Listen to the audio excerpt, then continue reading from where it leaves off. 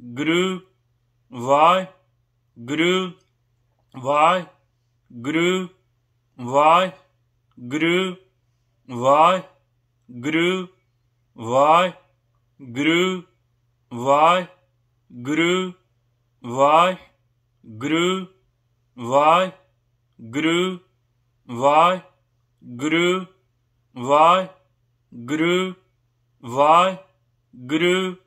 ਵਾਹਿਗੁਰੂ ਵਾਹਿਗੁਰੂ ਵਾਹਿਗੁਰੂ ਵਾਹਿਗੁਰੂ ਵਾਹਿਗੁਰੂ ਵਾਹਿਗੁਰੂ ਵਾਹਿਗੁਰੂ। ਵਾਹਿਗੁਰੂ ਜੀ ਕਾ ਖਾਲਸਾ ਵਾਹਿਗੁਰੂ ਜੀ ਕੀ ਫਤਿਹ। ਸੋ ਗੁਰਮੁਖ ਪਿਆਰਿਓ, ਜਦੋਂ ਆਪਾਂ ਇਸ ਤਰੀਕੇ ਦੇ ਨਾਲ ਅਭਿਆਸ ਕਰਦੇ ਹਾਂ, ਸਿਮਰਨ ਕਰਦੇ ਹਾਂ, ਤੇ ਸਾਡਾ ਜਿਹੜਾ ਮਨ ਹੈ ਜਦੋਂ ਵਿਚਾਰਾਂ ਤੋਂ ਮੁਕਤ ਹੋ ਜਾਂਦਾ, ਮਹਾਰਾਜ ਕਹਿੰਦੇ ਫਿਰ ਇਹਨੂੰ ਸੁੱਖ ਮਿਲਦਾ। ਸਤਿਗੁਰੂ ਆਪਾਂ ਨੂੰ ਗੁਰਬਾਣੀ ਵਿੱਚ ਇਹੀ ਸਮਝਾਉਣਾ ਕਰਦੇ। ਮਹਾਰਾਜ ਕਹਿੰਦੇ ਆ ਕਿ ਮਨਮੁਖ ਅੰਧਾ ਤਪ ਤਪ ਖਪੈ, ਬਿਨ ਸ਼ਬਦੈ ਸ਼ਾਂਤ ਨ ਆਈ। ਕਿ ਸ਼ਬਦ ਤੋਂ ਬਗੈਰ, ਮਾਲਕ ਦੇ ਸਿਮਰਨ ਤੋਂ ਬਗੈਰ ਆਪਾਂ ਨੂੰ, ਸਾਡੇ ਮਨ ਨੂੰ ਕਦੀ ਵੀ ਸੁੱਖ ਨਹੀਂ ਮਿਲ ਸਕਦਾ। ਕਿਉਂਕਿ ਸਤਿਗੁਰੂ ਗੁਰਬਾਣੀ 'ਚ ਅੱਗੇ ਸਮਝਾਉਣਾ ਕਰਦੇ, ਮਹਾਰਾਜ ਕਹਿੰਦੇ ਨਾਮ ਤੋਂ ਬਗੈਰ ਜਿਸ ਜੀਵ ਦੇ ਅੰਦਰ ਨਾਮ ਪ੍ਰਗਟ ਨਹੀਂ, ਜਿਸ ਜੀਵ ਨੇ ਕਦੀ ਨਾਮ ਜਪਿਆ ਨਹੀਂ, ਤੇ ਮਹਾਰਾਜ ਕਹਿੰਦੇ ਜਿਵੇਂ ਕਮਲਾ ਸੰਸਾਰ ਦੇ ਵਿੱਚ ਕੋਈ ਜੀਵ ਤੁਰਿਆ ਫਿਰਦਾ, ਤੇ ਆਪਾਂ ਦੇਖਿਆ ਕਿ ਜਿਹੜੇ ਕਮਲੇ ਹੁੰਦੇ ਨੇ ਉਹ ਕਿਸੇ ਨੂੰ ਰੋੜਾ ਵੀ ਮਾਰ ਦਿੰਦੇ ਨੇ, ਕਿਸੇ ਨੂੰ ਗਾਲ ਮੰਦਾ ਵੀ ਆਖ ਦਿੰਦੇ ਨੇ, ਕਿਸੇ ਨੂੰ ਕੋਈ ਡੰਡਾ ਵੀ ਮਾਰ ਦਿੰਦੇ ਨੇ, ਸਰੀਰਕ ਨੁਕਸਾਨ ਵੀ ਪਹੁੰਚਾ ਦਿੰਦੇ ਨੇ। ਇਸੇ ਤਰ੍ਹਾਂ ਜਿਸ ਜੀਵ ਦੇ ਅੰਦਰ ਨਾਮ ਨਹੀਂ, ਮਹਾਰਾਜ ਕਹਿੰਦੇ ਉਸ ਜੀਵ ਦਾ ਮਨ ਕਮਲਾ ਹੋ ਜਾਂਦਾ, ਤੇ ਉਹ ਕਮਲਾ ਹੋਇਆ ਈਰਖਾ ਵੀ ਕਰੀ ਜਾਂਦਾ ਸੰਸਾਰ ਦੇ ਨਾਲ, ਦੁਬਦਾ ਵੈਰ ਵਿਰੋਧ ਕਰੀ ਜਾਂਦਾ, ਨਿੰਦਿਆ ਚੁਗਲੀ ਵੀ ਕਰੀ ਜਾਂਦਾ। ਤਾਂ ਹੀ ਪਾਤਸ਼ਾਹ ਆਪਾਂ ਨੂੰ ਗੁਰਬਾਣੀ 'ਚ ਗਿਆਨ ਬਖਸ਼ਿਸ਼ ਕਰਦੇ ਨੇ, ਬਿਨ ਨਾਮੇ ਜਗ ਕਮਲਾ ਫਿਰੈ, ਗੁਰਮੁਖ ਨਦਰੀ ਆਇਆ। ਇੱਥੇ ਵੀ ਸਤਿਗੁਰ ਆਪਾਂ ਨੂੰ ਸਮਝਾ ਰਹੇ, ਕਹਿੰਦੇ ਨਾਨਕ ਬਿਨ ਨਾਮੈ ਸਭ ਕੋਈ ਭੁੱਲਾ। ਮਹਾਰਾਜ ਕਹਿੰਦੇ ਜਿਸ ਜੀਵ ਦੇ ਅੰਦਰ ਨਾਮ ਨਹੀਂ, ਜਿਸ ਜੀਵ ਨੇ ਅਜੇ ਤੱਕ ਉਸ ਨਾਮ ਦੀ ਪ੍ਰਾਪਤੀ ਨਹੀਂ ਕੀਤੀ, ਉਹ ਸੰਸਾਰ ਵਿੱਚ ਭੁੱਲਿਆ ਫਿਰਦਾ, ਆਵਾਗਾਉਣ ਵਿੱਚ। ਮਾਇਆ ਮੋਹ ਖੁਆਈ, ਕਿਉਂਕਿ ਉਹ ਫੁਰਨਿਆਂ ਦੇ ਵਿੱਚ, ਮਾਇਆ ਦੇ ਵਿੱਚ ਹੀ ਭੁੱਲਾ ਫਿਰਦਾ।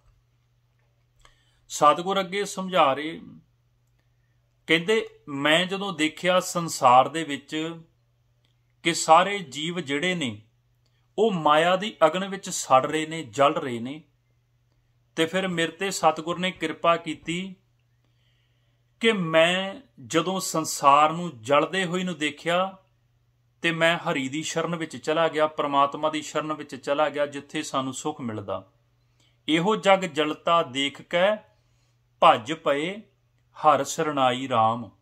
ਮਹਾਰਾਜ ਕਹਿੰਦੇ ਤੁਸੀਂ ਵੀ ਇਹ ਤਰੀਕਾ ਵਰਤੋ ਕਿ ਜਦੋਂ ਮਨ ਅਗਨ ਦੇ ਵਿੱਚ, ਸੰਸਾਰ ਦੀ ਮਾਇਆ ਦੀ ਗਰਭ ਦੇ ਵਿੱਚ ਸੜਦਾ ਹੈ, ਫੁਰਨਿਆਂ ਦੇ ਰੂਪ ਵਿੱਚ, ਈਰਖਾ ਦੇ ਵਿੱਚ, ਨਿੰਦਿਆ ਦੁਬਿਧਾ ਦਵੈਤ ਦੇ ਵਿੱਚ, ਤੇ ਮਹਾਰਾਜ ਕਹਿੰਦੇ ਤੁਸੀਂ ਵੀ ਉਸ ਵੇਲੇ ਨਿਰੰਕਾਰ ਦੀ ਸ਼ਰਨ ਵਿੱਚ ਜਾਓ। ਨਿਰੰਕਾਰ ਦੀ ਸ਼ਰਨ ਵਿੱਚ ਸਾਡਾ ਮਨ ਕਿਵੇਂ ਜਾਂਦਾ? ਜਿਵੇਂ ਆਪਾਂ ਹੁਣੇ ਸਿਮਰਨ ਕੀਤਾ ਹੈ, ਤੇ ਮਨ ਵਿਚਾਰਾਂ ਤੋਂ ਮੁਕਤ ਹੋ ਕੇ ਮਾਇਆ ਦੇ ਘਰ ਦੇ ਵਿੱਚੋਂ ਨਿਕਲ ਕੇ ਉਸ ਪ੍ਰਮਾਤਮਾ, ਉਸ ਨਿਰਾਕਾਰ ਦੇ ਘਰ ਵਿੱਚ ਜਾਂਦਾ ਹੈ। ਸਤਿਗੁਰ ਅੱਗੇ ਆਪਾਂ ਨੂੰ ਗੁਰਬਾਣੀ ਦੁਆਰਾ ਸਮਝਾਉਂਦੇ, ਮਹਾਰਾਜ ਕਹਿੰਦੇ ਨਾਮ ਦੀ ਜਿਹੜੀ ਸੇਵਾ ਨਾ, ਸਿਮਰਨ ਦੀ ਸੇਵਾ, ਉਹਦੇ ਉੱਪਰ ਹਰ ਕੋਈ ਜੀਵ ਨਹੀਂ ਲੱਗ ਸਕਦਾ। ਸੰਸਾਰ ਦੀ ਸੇਵਾ, ਜੋੜੇ ਸਾਫ਼ ਕਰਨ ਵਾਲੀ, ਬਰਤਨ ਸਾਫ਼ ਕਰਨ ਵਾਲੀ, ਕਿਸੇ ਤਰੀਕੇ ਦੀ ਵੀ ਸੇਵਾ, ਪ੍ਰਸ਼ਾਦਿਆਂ ਦੀ ਸੇਵਾ, ਝਾੜੂ ਦੀ ਸੇਵਾ, ਉਹ ਕੋਈ ਵੀ ਜੀਵ ਕਰ ਸਕਦਾ। ਤੇ ਜੇ ਕਿਸੇ ਜੀਵ ਨੂੰ ਆਖੋ ਵੀ ਆਪਾਂ 10 ਮਿੰਟ ਬਹਿ ਕੇ ਸਿਮਰਨ ਕਰ ਲਈਏ, ਨਾਮ ਜਪ ਲਈਏ, ਉਹ ਜੀਵ ਇਸ ਸੇਵਾ ਤੇ ਨਹੀਂ ਲੱਗੂਗਾ। ਕਿਉਂ? ਕਿਉਂਕਿ ਮਹਾਰਾਜ ਖੁਦ ਇਹ ਗੁਰਬਾਣੀ ਵਿੱਚ ਕਹਿ ਰਹੇ ਕਿ ਆਖਣ ਔਖਾ ਸਾਚਾ ਨਾਮ। ਨਾਮ ਜਪਣਾ ਸਭ ਤੋਂ ਜ਼ਿਆਦਾ ਔਖਾ ਹੈ। ਇੱਥੇ ਸਤਿਗੁਰ ਸਾਈਂ ਆਪਾਂ ਨੂੰ ਸਮਝਾ ਰਹੇ, ਕਹਿੰਦੇ ਸੇਵਾ ਲਾਗੇ ਸੇ ਵਡਭਾਗੇ। ਕਹਿੰਦੇ ਵੱਡੇ ਭਾਗਾਂ ਵਾਲੇ ਹੀ ਨਾਮ ਦੀ ਸੇਵਾ ਕਰ ਸਕਦੇ ਨੇ ਸਿਮਰਨ ਦੀ। ਕਿਉਂ? ਕਿਉਂਕਿ ਆਪਾਂ ਸਿਮਰਨ ਕਰਦੇ ਨਹੀਂ, ਸਾਡੇ ਕੋਲੋਂ ਕਰਵਾਇਆ ਜਾਂਦਾ। ਕਿਉਂਕਿ ਸਿਮਰਨ ਕੌਣ ਕਰਦਾ? ਜਿਹਦੇ ਕੋਲੋਂ ਪ੍ਰਮਾਤਮਾ ਨਿਰੰਕਾਰ ਆਪ ਸਿਮਰਨ ਕਰਵਾਉਂਦਾ, ਦੂਸਰਾ ਕੋਈ ਜੀਵ ਸਿਮਰਨ ਨਹੀਂ ਕਰ ਸਕਦਾ। ਤਾਂ ਹੀ ਤੇ ਆਪਾਂ ਗੁਰਬਾਣੀ ਦੁਆਰਾ ਪੜ੍ਹਦੇ ਹਾਂ ਕਿ ਸੇ ਸਿਮਰੇ ਜਿਸ ਆਪ ਸਿਮਰਾਏ, ਨਾਨਕ ਤਾਂ ਕੈ ਲਾਗੋ ਪਾਏ। ਇੱਕ ਵਾਰ ਨਹੀਂ, ਜਗ੍ਹਾ ਜਗ੍ਹਾ ਤੇ ਕਈ ਵਾਰ ਸਤਿਗੁਰਾਂ ਸਾਨੂੰ ਇਹ ਗੁਰਬਾਣੀ ਦੇ ਪਾਵਨ ਬਚਨਾਂ ਵਿੱਚ ਸਮਝਾਉਣਾ ਕੀਤਾ ਕਿ ਸਿਮਰਨ ਉਹ ਕਰਦਾ ਜਿਹਦੇ ਉੱਪਰ ਮਾਲਕ ਆਪ ਖੁਸ਼ ਹੋ ਜਾਂਦਾ, ਜਿਹਦੇ ਉੱਪਰ ਮਾਲਕ ਆਪ ਦਿਆਲ ਹੋ ਜਾਂਦਾ। ਸਿਮਰਨ ਤੇ ਲਾਗੇ ਜਿਨ ਆਪ ਦਿਆਲਾ, ਉਹ ਲੱਗਦਾ ਸਿਮਰਨ ਤੇ, ਉਹ ਜੀਵ ਨਾਮ ਜਪਦਾ। ਦੂਸਰਾ ਜੀਵ ਨਾਮ ਨਹੀਂ ਜਪ ਸਕਦਾ। ਕਿਉਂਕਿ ਜਿੱਥੇ ਨਾਮ ਜਪਿਆ ਜਾਂਦਾ ਹੋਵੇ, ਜਿੱਥੇ ਸਿਮਰਨ ਹੁੰਦਾ ਹੋਵੇ, ਜਿੱਥੇ ਨਾਮ ਦੀ ਗੱਲ ਚੱਲਦੀ ਹੋਵੇ, ਜਿੱਥੇ ਨਾਮ ਦਾ ਭੇਤ ਦਿੱਤਾ ਜਾਂਦਾ ਹੋਵੇ, ਸਤਿਗੁਰੂ ਗੁਰਬਾਣੀ 'ਚ ਕਹਿੰਦੇ ਉਹ ਸੱਚੀ ਸੰਗਤ ਆ। ਕਿਉਂਕਿ ਆਪਾਂ ਸਤਿਗੁਰਾਂ ਨੂੰ ਪੁੱਛੀਏ ਕਿ ਸਤ ਸੰਗਤ ਕੈਸੀ ਜਾਣੀ ਹੈ, ਕਿ ਸਤਿਗੁਰੂ ਕਿਹੋ ਜੀ ਸੰਗਤ ਵਿੱਚ ਜਾਈਏ, ਆਪਾਂ ਕਿਹੜੀ ਸੱਚੀ ਸੰਗਤ ਆ। ਸਤ ਦਾ ਭਾਵ ਸੱਚੀ, ਸਤ ਸੰਗਤ ਕੈਸੀ ਜਾਣੀ ਹੈ। ਤੇ ਸਤਿਗੁਰਾਂ ਅੱਗੋਂ ਸਾਨੂੰ ਪਿਆਰ ਨਾਲ ਸਮਝਾਇਆ, ਜਿੱਥੇ ਏਕੋ ਨਾਮ ਵਖਾਣੀਏ। ਕਹਿੰਦੇ ਜਿੱਥੇ ਨਾਮ ਦੀ ਗੱਲ ਚੱਲਦੀ ਹੋਵੇ, ਜਿੱਥੇ ਨਾਮ ਜਪਿਆ ਜਾਂਦਾ ਹੋਵੇ, ਜਿੱਥੇ ਨਾਮ ਦਾ ਭੇਤ ਦਿੱਤਾ ਜਾਂਦਾ ਹੋਵੇ, ਉਹ ਆ ਸੱਚੀ ਸੰਗਤ। ਕਿਉਂ? ਕਿਉਂਕਿ ਨਾਮ ਜਿਹੜਾ ਅੰਦਰ ਚੱਲ ਰਿਹਾ, ਉਹ ਪ੍ਰਮਾਤਮਾ ਮਨ ਨੂੰ ਆਵਾਜ਼ ਮਾਰ ਰਿਹਾ ਕਿ ਮਨ ਪਰਦੇਸੀ ਵੇ ਪਿਆਰੇ ਮੁੜ ਆਓ ਘਰੇ। ਤਾਂ ਹੀ ਤਾਂ ਮਾਰੇ ਆਪਾਂ ਨੂੰ ਗੁਰਬਾਣੀ ਦੁਆਰਾ ਸਮਝਾਉਣਾ ਕਰਦੇ ਕਿ ਏਕੋ ਨਾਮ ਹੁਕਮ ਹੈ, ਨਾਨਕ ਸਤਿਗੁਰ ਦੀਆ ਬੁਝਾਏ ਜੀਓ। ਮਹਾਰਾਜ ਕਹਿੰਦੇ ਉਹ ਨਾਮ ਜਿਹੜਾ ਉਹ ਤੇ ਪ੍ਰਮਾਤਮਾ ਦਾ ਹੁਕਮ ਆ। ਜੇ ਤੇ ਮਨ ਨਾਮ ਨੂੰ ਸੁਣ ਰਿਹਾ, ਅਸੀਂ ਨਾਮ ਨੂੰ ਸੁਣ ਰਹੇ ਹਾਂ, ਤੇ ਆਪਾਂ ਪ੍ਰਮਾਤਮਾ ਦੇ ਹੁਕਮ ਵਿੱਚ ਆ। ਨਹੀਂ ਤਾਂ ਪ੍ਰਮਾਤਮਾ ਸਾਨੂੰ ਰਿਜ਼ਕ ਵੀ ਦੇ ਰਿਹਾ, ਸਵਾਸ ਵੀ ਦੇ ਰਿਹਾ, ਹਰ ਇੱਕ ਚੀਜ਼ ਦੇ ਰਿਹਾ, ਲੇਕਿਨ ਜਿਹੜਾ ਮਨ ਆ ਉਹ ਪ੍ਰਮਾਤਮਾ ਦੇ ਹੁਕਮ ਤੋਂ ਬਾਹਰ ਹੋਇਆ ਫਿਰਦਾ। ਕਿਉਂਕਿ ਇਹ ਖੇਡ ਹੀ ਐਸੀ ਪ੍ਰਮਾਤਮਾ ਸਤਿਗੁਰਾਂ ਨੇ ਆਪਾਂ ਨੂੰ ਸਮਝਾਈ ਹੋਈ ਆ। ਹੋਰ ਮਹਾਰਾਜ ਅੱਗੇ ਆਪਾਂ ਨੂੰ ਗੁਰਬਾਣੀ ਦੁਆਰਾ ਇਹ ਸਮਝਾਉਣਾ ਕਰਦੇ ਨੇ। ਮਹਾਰਾਜ ਗੁਰਬਾਣੀ ਸਮਝਾਉਂਦੇ, ਕਹਿੰਦੇ ਸੇਵਾ ਲਾਗੇ ਸੇਵਟ ਭਾਗੇ, ਜੁਗ ਜੁਗ ਏਕੋ ਜਾਤਾ, ਜਤ ਸਤ ਹਰ ਨਾਮ ਵਡਾਈ, ਤੁਧ ਜੇਵੜ ਅਵਰ ਨ ਦਾਤਾ। ਕਹਿੰਦੇ ਜਤ ਸਤ ਸੰਜਮ ਕਰਮ ਕਮਾਵੈ, ਬਿਨ ਗੁਰ ਗਤ ਨਹੀਂ ਪਾਈ। ਕਹਿੰਦੇ ਆ ਵੀ ਜਤ ਵੀ ਕਰਕੇ ਦੇਖ ਲਿਆ, ਭਾਵ ਸਤ ਵੀ ਕਰਕੇ ਜਤੀ ਰਹਿ ਗਈ। ਜਿਵੇਂ ਸੰਸਾਰ ਦੇ ਕਈ ਜੀਵ ਆ, ਕਹਿੰਦੇ ਜੀ ਵਿਆਹ ਨਹੀਂ ਕਰਾਉਣਾ ਕਿਉਂਕਿ ਇਸ ਬੰਧਨ ਵਿੱਚ ਨਹੀਂ ਅਸੀਂ ਬਚ ਸਕਦੇ। ਮਾਰੇ ਗੁਰਬਾਣੀ 'ਚ ਕਹਿੰਦੇ ਇਸ ਬੰਧਨ 'ਚ ਆਪਾਂ ਬਚ ਨਹੀਂ ਸਕਦੇ। ਲੇਕਿਨ ਸਤਿਗੁਰੂ ਗੁਰਬਾਣੀ ਸਮਝਾ ਰਹੇ, ਕਹਿੰਦੇ ਭਾਵੇਂ ਤੁਸੀਂ ਜਤੀ ਰਹਿ ਲਓ, ਸਰੀਰਕ ਰੂਪ ਵਿੱਚ ਭਾਵੇਂ ਤੁਸੀਂ ਜਤੀ ਹੋ, ਜਦੋਂ ਇਹਨਾਂ ਨੇਤਰਾਂ ਦੇ ਨਾਲ ਪਰਾਏ ਤਨ ਨੂੰ ਦੇਖਦੇ ਹੋ, ਮਨ ਕਾਮ ਦੀਆਂ ਵਾਸ਼ਨਾਵਾਂ ਲੈਂਦਾ, ਤੁਸੀਂ ਜਤੀ ਨਹੀਂ ਰਹਿ ਗਈ। ਤੁਹਾਡੇ ਮਨ ਨੇ ਉਹ ਕਰਮ ਕਰ ਲਿਆ। ਨੇਤਰਾਂ ਦੁਆਰਾ ਤੁਸੀਂ ਕਿਸੇ ਦੇ ਸਰੀਰ ਨੂੰ ਦੇਖਿਆ, ਮੁਖ ਚੋਂ ਭਾਵੇਂ ਕਿਸੇ ਨੂੰ ਮੰਦਾ ਕਿਹਾ ਨਹੀਂ ਕਿਹਾ, ਮਨ ਦੇ ਵਿੱਚ ਤੁਹਾਡੇ ਈਰਖ ਆ ਗਈ। ਮਹਾਰਾਜ ਕਹਿੰਦੇ ਉਹ ਤੁਹਾਡਾ ਲੇਖੇ ਵਿੱਚ ਲਿਖਿਆ ਗਿਆ। ਤਾਂ ਹੀ ਸਤਿਗੁਰੂ ਚਿੱਤ ਦੀ ਗੱਲ ਆਖਦੇ, ਮਨ ਦੀ ਗੱਲ ਆਖਦੇ ਕਿ ਪਰ ਕਾ ਬੁਰਾ ਨਾ ਰਾਖੋ ਚੀਤ, ਤੁਮਕੋ ਦੁੱਖ ਨਹੀਂ ਭਾਈ ਮੀਤ। ਮਹਾਰਾਜ ਕਹਿੰਦੇ ਚਿੱਤ ਵਿੱਚ ਕਿਸੇ ਦਾ ਬੁਰਾ ਨਾ ਚਾਹੋ ਤੇ ਤੁਹਾਨੂੰ ਸੰਸਾਰ ਵਿੱਚ ਕਦੀ ਦੁੱਖ ਨਹੀਂ ਆ ਸਕਦਾ। ਹੁਣ ਇੱਥੇ ਸਤਿਗੁਰੂ ਸਮਝਾਉਂਦੇ ਜਤ ਸਤ ਸੰਜਮ ਕਰਮ ਕਮਾਵੈ।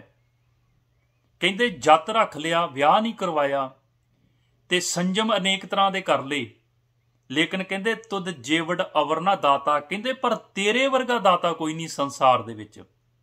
ਹੁਣ ਸਤਿਗੁਰ ਇੱਥੇ ਆਪਾਂ ਨੂੰ ਅੱਗੇ ਸਮਝਾ ਰਹੇ, ਨਾਨਕ ਤਿਸਨੋ ਸ਼ਬਦ ਬੁਝਾਏ। ਹੁਣ ਸ਼ਬਦ ਦਾ ਮਤਲਬ ਕੀ ਹੈ? ਸ਼ਬਦ ਬੁਝਾਏ ਦਾ ਮਤਲਬ ਕੀ ਆ? ਕਿ ਉਹ ਜਿਸ ਨੂੰ ਤੂੰ ਆਪਣਾ ਨਾਮ ਸੁਣਾ ਦਿੱਤਾ ਅੰਦਰੋਂ। ਹੁਣ ਸ਼ਬਦ ਤਾਂ ਸਾਰੇ ਸੰਸਾਰ ਵਿੱਚ ਚੱਲ ਰਿਹਾ। ਆਪਾਂ ਗੁਰਬਾਣੀ ਵਿੱਚ ਪੜ੍ਹਦੇ ਹਾਂ ਕਿ ਉਹ ਨਾਦ ਜਿਹੜਾ ਆ, ਮਾਲਕ ਦੇ ਮੁਖ ਦੀ ਆਵਾਜ਼, ਉਹ ਹਰ ਇੱਕ ਸਰੀਰ ਵਿੱਚ ਵੱਜ ਰਿਹਾ। ਆਪਾਂ ਗੁਰਬਾਣੀ 'ਚ ਪੜ੍ਹਦੇ ਆ ਨਾ, ਸਤਿਗੁਰ ਸਾਨੂੰ ਗਿਆਨ ਬਖਸ਼ਿਸ਼ ਕਰਦੇ ਨੇ, ਭੁਗਤ ਗਿਆਨ ਦਇਆ ਭੰਡਾਰਨ, ਘਟ ਘਟ ਵਾਜੇ ਨਾਦ। ਉਹ ਨਾਦ ਵੱਜ ਰਿਹਾ, ਵਜਾ ਕੌਣ ਰਿਹਾ? ਮਹਾਰਾਜ ਕਹਿੰਦੇ ਜਿਵੇਂ ਇੱਕ ਜੋਗੀ, ਜਿਵੇਂ ਜੋਗੀ ਨੂੰ ਆਪਾਂ ਨਾਥ ਕਹਿੰਦੇ ਆ, ਤੇ ਨਾਥ ਹੁੰਦਾ ਜਿਹੜਾ ਜੋਗੀ, ਉਹ ਬੀਨ ਵਜਾਉਂਦਾ, ਉਹ ਅਨਹਦ ਨਾਦ ਦੀ ਬੀਨ ਹਰ ਇੱਕ ਵੱਜ ਰਹੀ ਆ ਤੇ ਵਜਾ ਆਪੇ ਰਿਹਾ। ਭੁਗਤ ਗਿਆਨ ਦਿਆ ਭੰਡਾਰਨ, ਘਟ ਘਟ ਵਾਜੇ ਨਾਦ, ਆਪ ਨਾਥ ਨਾਥੀ ਸਭ ਜਾਂ ਕੀ, ਰਿੱਧ ਸਿੱਧ ਅਵਰਾ ਸਾਧ। ਮਾਰੇ ਕਹਿੰਦੇ ਹਰ ਇੱਕ ਜਿਹੜਾ ਉਹਦੇ ਨਾਮ ਦੇ ਵਿੱਚ ਪਰੋਇਆ ਹੋਇਆ, ਉਹਦੇ ਅਨਹਦ ਨਾਦ ਦੇ ਵਿੱਚ ਪਰੋਇਆ ਹੋਇਆ, ਸਾਰੇ ਬ੍ਰਹਿਮੰਡ, ਸਾਰੇ ਖੰਡ, ਸਾਰੀ ਸ੍ਰਿਸ਼ਟੀ, 84 ਲੱਖ ਜੂਨ ਜਿੰਨੇ ਵੀ ਨੇ, ਸੰਸਾਰ ਜਿੰਨਾ ਵੀ ਆ, ਉਹ ਸਾਰਾ ਉਹਦੇ ਹੀ ਨਾਮ ਦੇ ਵਿੱਚ ਪਰੋਇਆ ਹੋਇਆ। ਸਤਿਗੁਰ ਅੱਗੇ ਸਮਝਾਉਣਾ ਕਰਦੇ, ਮਹਾਰਾਜ ਸਮਝਾਉਂਦੇ ਆ, ਕਹਿੰਦੇ ਲੇਕਿਨ ਜਿਸ ਨੂੰ ਉਹ ਅੰਦਰੋਂ ਸੁਣਾ ਦੇ ਅਨਹਦ ਨਾਦ। ਹੁਣ ਬਹੁਤ ਸਾਰੇ ਗੁਰਮੁਖ ਐਸੇ ਹੁੰਦੇ ਨੇ ਜਿਨ੍ਹਾਂ ਤੇ ਕਿਰਪਾ ਹੁੰਦੀ ਆ, ਸਿਮਰਨ ਕਰਦੇ, ਅਭਿਆਸ ਕਰਦੇ, ਉਸ ਨਾਮ ਦੀ ਪ੍ਰਾਪਤੀ ਕਰਦੇ ਨੇ, ਸਤਿਗੁਰਾਂ ਦੀ ਗੁਰਬਾਣੀ ਤੋਂ ਭੇਤ ਲੈ ਕੇ, ਬਖਸ਼ਿਸ਼ ਲੈ ਕੇ ਸਤਿਗੁਰ ਕਿਰਪਾ ਕਰ ਦਿੰਦੇ ਨੇ। ਉਹ ਐਸੇ ਗੁਰਮੁਖਾਂ ਦੀ ਸ਼ਰਨ ਵਿੱਚ ਚਲੇ ਜਾਂਦੇ ਨੇ ਜਿਨ੍ਹਾਂ ਦੇ ਹੱਥ ਵਿੱਚ ਮਾਲਕ ਨੇ ਉਹ ਅਨਹਦ ਨਾਮ ਦੀ ਉਹ ਕੁੰਜੀ ਦਿੱਤੀ ਹੁੰਦੀ ਆ। ਤਾਂ ਹੀ ਮਹਾਰਾਜ ਆਪਾਂ ਨੂੰ ਸਮਝਾਉਂਦੇ, ਅਨਹਦ ਬਾਣੀ ਪੂੰਜੀ ਸੰਤਨ ਹੱਥ ਰਾਖੀ ਕੁੰਜੀ, ਕਿ ਐਸੇ ਗੁਰਮੁਖਾਂ ਦੀ ਸ਼ਰਨ 'ਚ ਜਾਂਦੇ ਨੇ ਜਿਹੜੇ ਫਿਰ ਸਾਨੂੰ ਗੁਰਬਾਣੀ ਦੁਆਰਾ ਇਹ ਭੇਤ ਦਿੰਦੇ ਨੇ ਕਿ ਉਸ ਅਨਹਦ ਨਾਮ ਤੱਕ ਆਪਾਂ ਕਿਵੇਂ ਪਹੁੰਚ ਸਕਦੇ ਹਾਂ। ਸੋ ਮਹਾਰਾਜ ਆਪਾਂ ਨੂੰ ਅੱਗੇ ਗਿਆਨ ਬਖਸ਼ਿਸ਼ ਕਰਦੇ। ਮਹਾਰਾਜ ਕਹਿੰਦੇ ਆ, ਨਾਨਕ ਤਿਸ ਨੂੰ ਸ਼ਬਦ ਬੁਝਾਏ, ਜੋ ਜਾਏ ਪਵੈ ਹਰ ਸ਼ਰਨਾਈ। ਕਹਿੰਦੇ ਜਿਹੜਾ ਜੀਵ ਹਰੀ ਦੀ ਸ਼ਰਨ ਵਿੱਚ ਚਲਿਆ ਜਾਂਦਾ। ਹੁਣ ਹਰੀ ਦੀ ਸ਼ਰਨ ਦੇ ਵਿੱਚ ਕਿਵੇਂ ਜਾਇਆ ਜਾਂਦਾ? ਕਿਉਂਕਿ ਪਾਪ ਕਰਨ ਵਾਲੇ ਵੀ ਗੁਰੂ ਘਰ ਜਾਂਦੇ ਨੇ, ਪੁੰਨ ਕਰਨ ਵਾਲੇ ਵੀ ਗੁਰੂ ਘਰ ਜਾਂਦੇ ਨੇ। ਗੁਰਦੁਆਰੇ ਦੇ ਅੰਦਰ ਬੈਠ ਕੇ ਵੀ ਸਾਡਾ ਮਨ ਕਾਮ ਕ੍ਰੋਧ ਦੀਆਂ ਵਾਸ਼ਨਾਵਾਂ ਲਈ ਜਾਂਦਾ ਏ। ਹੁਣ ਹਰੀ ਦੀ ਸ਼ਰਨ ਵਿੱਚ ਜਾਣ ਦਾ ਮਤਲਬ ਕੀ? ਕਿ ਜਦੋਂ ਆਪਾਂ ਅਭਿਆਸ ਕਰਦੇ, ਨਾਮ ਜਪਦੇ, ਨੇਤਰ ਬੰਦ ਨੇ, ਆਵਾਜ਼ ਸਾਨੂੰ ਸੰਸਾਰ ਦੀ ਨਹੀਂ ਸੁਣ ਰਹੀ, ਸੁਰਤ ਸਾਡੀ ਨਿਰੰਕਾਰ ਨਾਲ ਜੁੜੀ ਆ, ਉਹਨੂੰ ਕਹਿੰਦੇ ਮਨ ਹਰੀ ਦੀ ਸ਼ਰਨ ਵਿੱਚ ਜਾਣਾ। ਸਤਿਗੁਰ ਤਾਂ ਹੀ ਮਹਾਰਾਜ ਸਮਝਾਉਂਦੇ ਕਿ ਸ਼ਬਦ, ਉਹ ਨਾਮ ਉਹਨੂੰ ਸੁਣ ਸਕਦਾ ਜਿਸ ਜੀਵ ਦਾ ਮਨ, ਜਿਸ ਜੀਵ ਦੀ ਸੁਰਤ ਆ ਉਹ ਹਰੀ ਦੀ ਸ਼ਰਨ ਵਿੱਚ ਚਲੀ ਜਾਂਦੀ। ਜਿਵੇਂ ਇੱਥੇ ਆਪਣੀ ਸੰਗਤ ਵਿੱਚ ਕਈ ਗੁਰਮੁਖ ਆਖਦੇ ਨੇ, ਬਾਣੀ ਪੜ੍ਹਦਿਆਂ ਵੀ ਵਿਰਾਗ ਆਉਂਦਾ, ਸਿਮਰਨ ਕਰਦਿਆਂ ਵੀ ਵਿਰਾਗ ਆਉਂਦਾ, ਤੇ ਵਿਰਾਗ ਉਦੋਂ ਆਉਂਦਾ ਜਦੋਂ ਸੰਸਾਰ ਦਾ ਕੋਈ ਵਿਚਾਰ ਤੇ ਫੁਰਨਾ ਨਹੀਂ ਆਇਆ ਹੁੰਦਾ। ਮਹਾਰਾਜ ਅੱਗੇ ਆਪਾਂ ਨੂੰ ਸਮਝਾਉਣਾ ਕਰਦੇ, ਮਹਾਰਾਜ ਕਹਿੰਦੇ, ਜੋ ਹਾਰ ਮਤ ਦੇ ਸਾ ਉਪਜੈ, ਹੋਰ ਮਤ ਨ ਕਾਈ ਰਾਮ, ਅੰਤਰ ਬਾਹਰ ਏਕ ਤੂੰ ਆਪੇ ਦੇਹ ਬੁਝਾਈ ਰਾਮ। ਕਿ ਇਸ ਸਰੀਰ ਦੇ ਅੰਦਰ ਵੀ ਪ੍ਰਕਾਸ਼ ਰੂਪ ਪਰਮਾਤਮਾ ਹੈ, ਨਿਰਾਕਾਰ ਹੈ, ਤੇ ਆ ਨੇਤਰਾਂ ਦੇ ਸਾਹਮਣੇ ਵੀ ਪ੍ਰਕਾਸ਼ ਰੂਪ ਪਰਮਾਤਮਾ ਆ, ਜਿਹਨੂੰ ਆਪਾਂ ਗੁਰਬਾਣੀ ਵਿੱਚ ਹੀ ਪੜ੍ਹਦੇ ਆ ਕਿ ਅੰਤਰ ਬਾਹਰ ਏਕੋ ਜਾਣੋ, ਇਹ ਗੁਰ ਗਿਆਨ ਬਤਾਈ। ਕਿ ਜਿਸ ਤਰ੍ਹਾਂ ਦਾ ਅਭਿਆਸ ਕਰਕੇ ਸੁਰਤ ਨੇ ਅੰਦਰ ਜਾ ਕੇ ਉਹ ਪ੍ਰਕਾਸ਼ ਰੂਪ ਪਰਮਾਤਮਾ ਨੂੰ ਦੇਖਿਆ, ਜਦੋਂ ਨੇਤਰ ਖੋਲੇ ਤੇ ਨੇਤਰਾਂ ਦੇ ਸਾਹਮਣੇ ਵੀ ਉਹਦਾ ਹੀ ਰੂਪ ਨਜ਼ਰ ਆਇਆ, ਉਸੇ ਤਰ੍ਹਾਂ ਦਾ ਉਹ ਪ੍ਰਕਾਸ਼ ਰੂਪ ਪਰਮਾਤਮਾ ਸਾਰੇ ਇਸ ਬ੍ਰਹਿਮੰਡ ਦੇ ਵਿੱਚ ਪਸਰਿਆ ਹੋਇਆ, ਉਹਦਾ ਪਸਾਰਾ ਹੈ ਸਾਰਾ।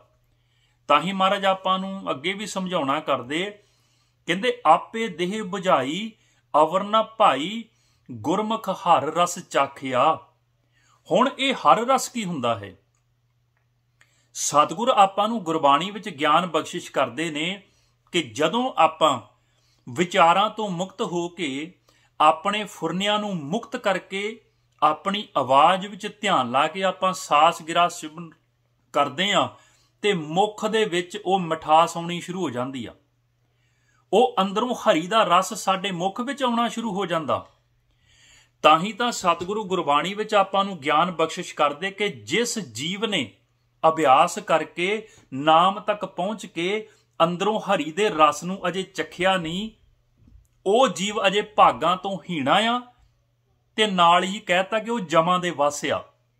ਆਪਾਂ ਗੁਰਬਾਣੀ ਵਿੱਚ ਰੋਜ਼ ਹੀ ਪੜ੍ਹਦੇ ਆ, ਜਿਨ ਹਰ ਹਰ ਹਰ ਰਸ ਨਾਮ ਨਾ ਪਾਇਆ, ਤੇ ਭਾਗਹੀਣ ਜਮ ਪਾਸ। ਮਹਾਰਾਜ ਕਹਿੰਦੇ ਉਹ ਜੀਵ ਭਾਗਾਂ ਤੋਂ ਹੀਣਾ ਤੇ ਜਮਾਂ ਦੇ ਵਸ ਆ, ਜਿਸ ਨੇ ਅੰਦਰੋਂ ਉਹ ਹਰੀ ਦੇ ਰਸ ਨੂੰ ਅਜੇ ਚਖਿਆ ਨਹੀਂ। ਇੱਥੇ ਵੀ ਸਤਿਗੁਰ ਇਹ ਸਮਝਾ ਰਹੇ। ਮਹਾਰਾਜ ਕਹਿੰਦੇ ਆਪੇ ਦੇਹ ਬੁਝਾਈ ਅਵਰ ਨ ਭਾਈ, ਗੁਰਮੁਖ ਹਰ ਰਸ ਚਾਖਿਆ। ਉਹ ਜੀਵ ਗੁਰਮੁਖ, ਉਹ ਮਨ ਗੁਰਮੁਖ ਬਣ ਜਾਂਦਾ ਹੈ, ਉਹ ਮਨ ਸੰਤ ਬਣਦਾ ਹੈ, ਉਹ ਮਨ ਸਾਧੂ ਬਣਦਾ ਹੈ, ਜਿਹੜਾ ਜਪ ਕੇ ਉਸ ਪਰਮਾਤਮਾ ਦੇ ਹਰੀ ਦੇ ਰਸ ਨੂੰ ਚੱਖ ਲੈਂਦਾ ਹੈ। ਦਰ ਸਾਚੈ ਸਦਾ ਹੈ ਸਾਚਾ, ਸਾਚੈ ਸ਼ਬਦ ਸੁਭਾਖਿਆ। ਹੁਣ ਇੱਥੇ ਸਤਿਗੁਰੂ ਕੀ ਕਹਿੰਦੇ?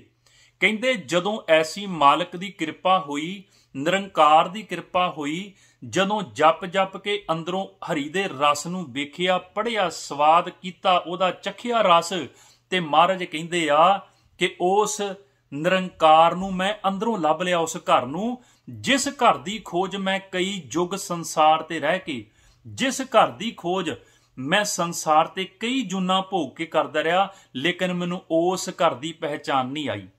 ਕਿਸ ਘਰ ਦੀ ਪਹਿਚਾਨ? ਜਿਸ ਘਰ ਦੀ ਪਹਿਚਾਨ ਬਾਰੇ ਆਪਾਂ ਰੋਜ਼ ਹੀ ਗੁਰਬਾਣੀ ਦੇ ਵਿੱਚ ਪੜ੍ਹਦੇ ਹਾਂ ਕਿ ਉਹ ਸਾਡਾ ਅਸਲੀ ਘਰ ਹੈ, ਨਿੱਜੀ ਘਰ ਜਿਹਨੂੰ ਆਖ ਦਿੱਤਾ, ਕਿਉਂਕਿ ਆਹ ਸੰਸਾਰ ਸਾਡਾ ਘਰ ਨਹੀਂ।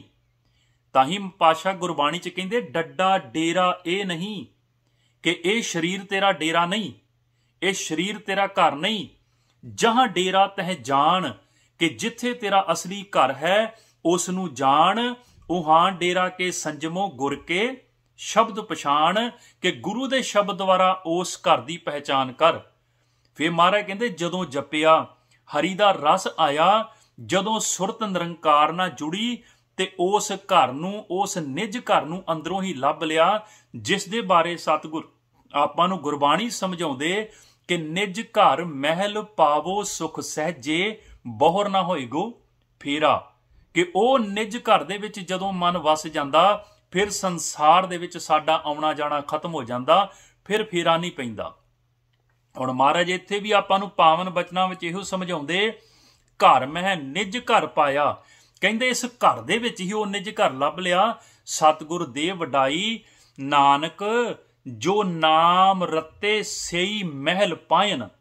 ਕਹਿੰਦੇ ਉਹ ਮਹਿਲ, ਉਹ ਘਰ, ਉਹੀ ਜੀਵ ਜਾ ਸਕਦਾ ਹੈ, ਉਹੀ ਜੀਵ ਲੱਭ ਸਕਦਾ ਹੈ ਜਿਹੜੇ ਉਹਦੇ ਨਾਮ ਦੇ ਵਿੱਚ ਹਮੇਸ਼ਾ ਨਾਮ ਸਿਮਰਨ ਦੇ ਵਿੱਚ ਰਤੇ ਰਹਿੰਦੇ ਨੇ। ਨਾਨਕ ਜੋ ਨਾਮ ਰਤੇ ਸੋਈ ਮਹਿਲ ਪਾਇਨ, ਮਤ ਪਰਵਾਨ ਸੱਚ ਸਾਈ। ਕਹਿੰਦੇ ਉਸ ਮਾਲਕ ਨੂੰ ਜਿਹੜਾ ਪ੍ਰਵਾਨ ਹੋ ਜਾਂਦਾ, ਉਸ ਮਾਲਕ ਦੇ ਦਰ ਤੇ ਜਿਹੜਾ ਪਹੁੰਚ ਜਾਂਦਾ, ਫਿਰ ਮਹਾਰਾਜ ਕਹਿੰਦੇ ਉਸ ਘਰ ਨੂੰ ਲੱਭ ਲੈਂਦੇ, ਜਿਸ ਘਰ ਨੂੰ ਆਪਾਂ ਨਿੱਜ ਮਹਿਲ ਥਿਰ ਘਰ ਵੀ ਆਖ ਦਿੰਦੇ ਆ। ਇਸ ਕਰਕੇ ਸਤਿਗੁਰਾਂ ਵੀ ਸਾਨੂੰ ਗੁਰਬਾਣੀ ਵਿੱਚ ਬਾਰ-ਬਾਰ ਇਹੋ ਗਿਆਨ ਬਖਸ਼ਿਸ਼ ਕੀਤਾ ਕਿ ਜਿੰਨਾ ਚਿਰ ਆਪਾਂ ਅਭਿਆਸ ਨਹੀਂ ਕਰਦੇ, ਜਿੰਨਾ ਚਿਰ ਆਪਾਂ ਨਾਮ ਨਹੀਂ ਜਪਦੇ, ਆਪਾਂ ਬਾਣੀ ਵੀ ਪੜ੍ਹਦੇ ਆ, ਆਪਾਂ ਕਈ ਤਰ੍ਹਾਂ ਦੇ ਅਭਿਆਸ ਵੀ ਕਰਦੇ ਆ, ਲੇਕਿਨ ਜਿੰਨਾ ਚਿਰ ਸਤਿਗੁਰੂ ਕਿਰਪਾ ਨਹੀਂ ਕਰਦੇ, ਉਹਨਾਂ ਚਿਰ ਮਹਾਰਾਜ ਕਹਿੰਦੇ ਆ ਕਿ ਆਪਾਂ ਨੂੰ ਇਸ ਚੀਜ਼ ਦਾ ਗਿਆਨ ਨਹੀਂ ਆ ਸਕਦਾ ਕਿ ਅਸੀਂ ਸੰਸਾਰ ਦੇ ਵਿੱਚ ਮਨੁੱਖਾ ਜਨਮ ਲੈ ਕੇ ਪ੍ਰਮਾਤਮਾ ਨੂੰ ਮਿਲਣ ਵਾਸਤੇ ਆਏ ਹਾਂ। ਇਸ ਕਰਕੇ ਪਾਤਸ਼ਾਹ ਸਾਨੂੰ ਸਮਝਾਉਂਦੇ ਨੇ ਕਿ ਗੁਰਬਾਣੀ ਦੁਆਰਾ ਬਾਰ-ਬਾਰ ਸਮਝਾਉਂਦੇ ਕਿ ਇਹ ਜਿਹੜਾ ਮਾਨਸ ਜਾਮਾ ਹੈ, ਇਹ ਬਾਰ-ਬਾਰ ਨਹੀਂ ਮਿਲਣਾ।